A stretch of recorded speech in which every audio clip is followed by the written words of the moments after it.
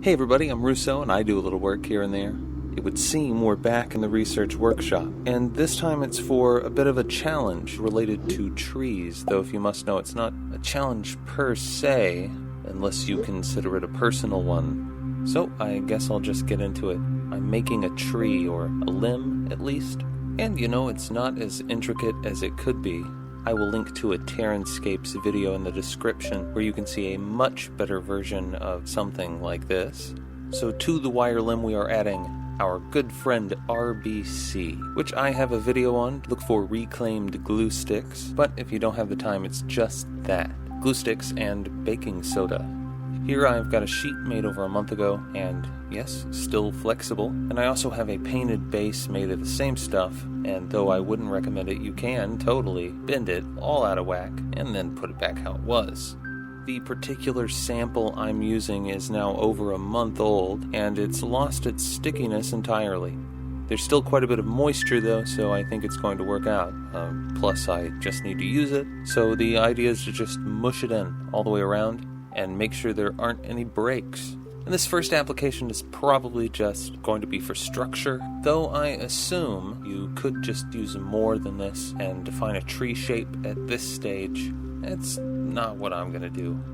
Coincidentally, if that were what you were going to do, you would probably take this time to really make an impression. I'm going to use a toothpick for this, though I do have some other tools that I can show in a moment. So yes, before you set it, you should make sure to sculpt in any detail that you might want to be there and repair areas where maybe it's too thick or you weren't able to get in some little spot. And after that you have to set it. Now this is copper wire on the inside, so the whole microwave thing's not really going to be much of an option, and I don't feel like baking it, so how about we easy bake it and dissolve. And that is, it's good as done. It could probably use a little more time if you wanted it to be finished at this point. But here's the exciting thing. It maintains that springiness, and at least for now, the texture we applied is at least somewhat apparent. Of course, I showed that sheet texture at the beginning.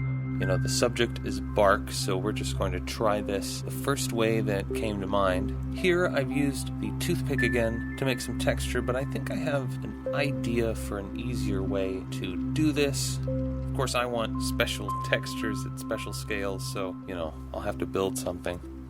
Regardless, this I can microwave. So I'm going to do that, maybe for a little longer than I should have. You can see it's cracked, which isn't an issue because I was going to cut it apart anyway. But it also looks and, smells like a tortilla, which, not complaining.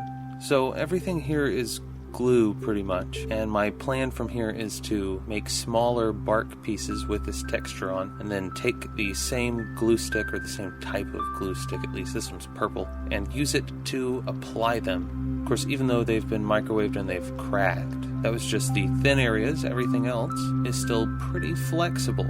So I figure the best thing to do is just line either side and leave gaps.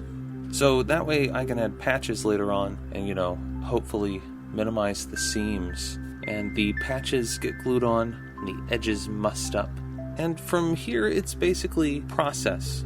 The pieces that are getting glued on are pretty flexible, so basically all you have to do is cut them to shape, cover them in glue, and stick them on. Of course, now it's probably important to point out that you can apply more glue stick to the outside, and until all of this is really, really set, it will sort of reactivate the substance a bit and make it a little easier to push around. So in an effort to maintain the flexibility, I added a basics water-based gloss varnish, and this softened the details that I added in quite a bit. So, in whatever application I develop for making this sort of texture easier to make, I'll have to keep in mind that the marks need to be more deliberate than this, and, I might have to make details harsher than I would plan to otherwise. But, hey, it's still flexible, so that's something. So from here, since it seems like it's not going to hold much of that detail, I'm just going to give it a standard paint job. And I'm using acrylic paints here because, they're bendy.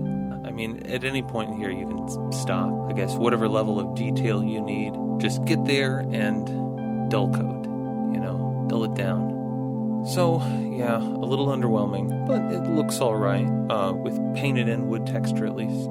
And coincidentally, you can add marks into this, but it's a weird sort of foam glue stuff now. So if you come in to bend it and manipulate it, you might flatten out some of that detail. So, yeah, I've managed to get some of it to stay, but that is the result of continued attempts to press in detail and then use that temporary detail to do shadowing and highlights, which I think are a bit subtle here, but, they show up. I'm only really paying attention to the bottom part of the tree here. It's sort of how you do rocks. It's just layers and layers and layers and layers, and eventually you end at something nice.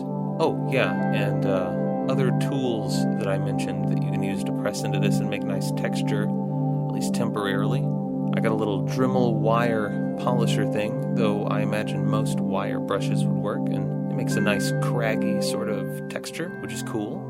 Any blade for a linoleum cutter is really nice, because you can press in hard edges, and they will hold long enough that you can get a wash in there or whatever. And lastly, and this one's sort of the neatest one for me, if you got knurling on anything. So I've got this screwdriver, I've got the larger knurling on the linoleum cutter, and you could use screws.